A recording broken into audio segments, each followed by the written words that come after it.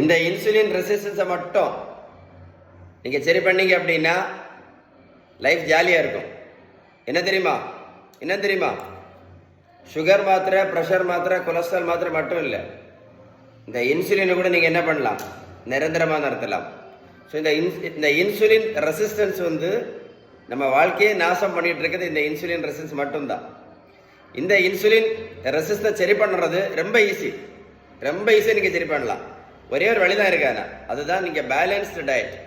நீங்கள் balanced diet கரெக்டாக follow பண்ணீங்க அப்படின்னா இன்சுலின் ரெசிஸ்டன்ஸ் ஈஸியாக சரியாயிரும்.